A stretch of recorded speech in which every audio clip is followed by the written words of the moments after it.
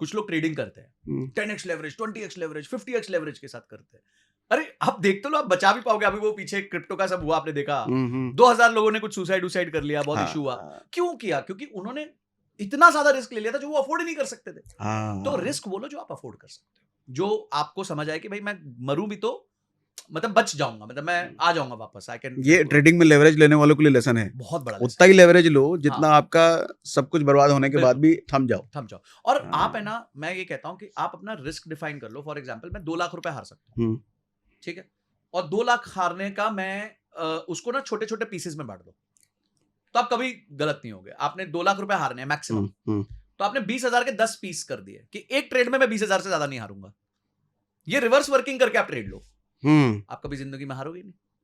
क्योंकि ऐसा तो होगा नहीं कि आप 10 ट्रेड एक साथ हारोगे, या तो फिर आप बहुत ही मूर्ख हो गए हो, आपने कुछ भी नहीं सीखा है, हारते हुए ट्रेड से कुछ सीख रहे नहीं हो। आपने हार पे लिमिट लगा दी 20,000 की, पहला सौदा कट गया जी, खराब हो गया, दूसरा खराब हो गया, तीसरा खराब हो गया, चौथा खराब हो गया, पांचवा खराब हो गया, अभी तक आप 1 लाख रुपए हारे हो।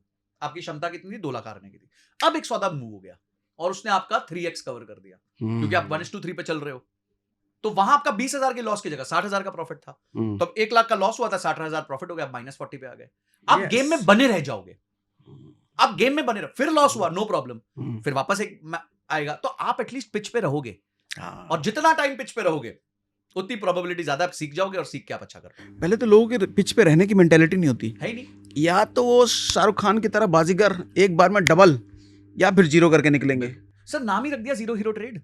हाँ, जीरो हीरो ट्रेड। मतलब क्या कर रहे हो यार आप? Zero hero, what is zero hero trade? अच्छा जीरो हीरो ट्रेड आप करो, समझो आप 20,000 का स्टॉप लॉस लगा के बैठे थे 10 ट्रेड का, तो आप 10,000 रुपए से जीरो हीरो करो ना।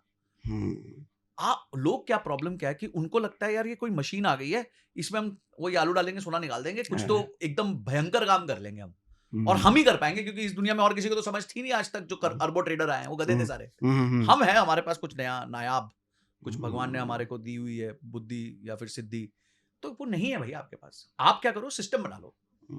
रिस्क को जब तक आप बांटोगे नहीं, तोड़ोगे नहीं। आप देखिए जितनी बड़ी ऑर्गेनाइजेशन है सर, बड़ा प्रोजेक्ट करते हुए वो मैकेंजी से रिपोर्ट बनवाएंगी, बड़े बड़े एनालिस्ट को बुलाएंगी, बड़ी बड़ी मीटिंग्स करेंगी, सिनेरियो टेस्टिंग करेंगी। सिनेरियो टेस्टिंग करेंगे, मेरा रॉ मटेरियल 20% महंगा हो गया तो, मेरा माल 30% कम बिका तो, मेरी फैक्ट्री 3 साल की जगह 5 साल में लगी तो, वो सिनेरियो टेस्टिंग करते हैं। तो ये सारे तो करते हैं ना, उसके बाद उनको पता चलता है अगर सारे तो हो गए तो अपना क्या होगा। अच्छा उसके बाद भी अपना इतना ही नुकसान होगा, चल करते हैं, कोई चक्कर नहीं, इतने तो गधे नहीं है कि सारी गलतियां एक साथ कर लेंगे। तो दे डू सिनेरियो टेस्टिंग। हमारे यहां कौन सिनेरियो टेस्टिंग कर रहा है? कोई नहीं कर। वो पूरा सिनेरियोस बिल्ड करते हैं। किसी ने वो सीरीज देखी हो, मैं बहुत रेकमेंड करता हूं लोगों को, उसका नाम है मनी हाइस्ट। अच्छा।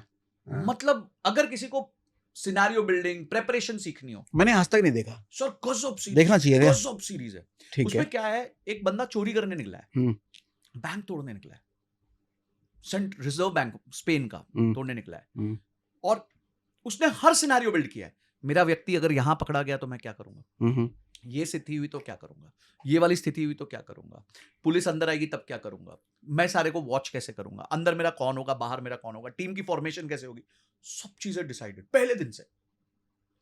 पूरा उसका लूप तैयार है, इफ दिस देन दिस, अगर ये होगा तो ये होगा, अगर ये होगा तो ये होगा, और वो कर लेता है अपना काम। तो आपकी प्रेपरेशन, वो कहते हैं ना, जितना आप क्या कहते हैं प्रैक्टिस करते हुए पसीना बहाओगे उतना ही कम आप युद्ध के समय खून बहाओगे। तो आप प्रैक्टिस में क्या कर रहे हो, कितनी प्रेपरेशन कर रहे हो। जब मैं छोटे ग्रुप्स को कंसल्ट करता हूं तो वो टेंडर भरते हैं। सर अगर आप देख लो ना, small and medium enterprise tender कैसे भरता है, खून के आंसू रो बैठोगे। क्यों? Zero preparation. बस उनका एक ही होता है, कॉस्टिंग कम कर दो, मेरे को L1 आना है।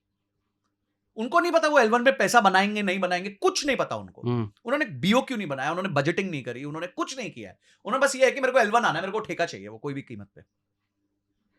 कोई कॉस्टिंग नहीं बनाते हैं कि मेरा खर्चा क्या होगा, मैं कितना पैसा ब्याज पे लूंगा, मुझे सरकार से पैसा कब आएगा, सरकार ने अगर 30 दिन बाद दे दिया पैसा तो क्या होगा, 60 दिन बाद दे दिया, उतने दिन के लिए मैं पैसा कहां से अरेंज करूंगा, किससे इक्विटी लूंगा, कहां से डेट लूंगा, डेट का ब्याज कैसे भरूंगा, डेट को रीपे कैसे करूंगा, अगर प्रोजेक्ट 2 साल डिले हो गया तो क्या करूंगा। कोई प्रिपरेशन नहीं है, अंधा बिडिंग है।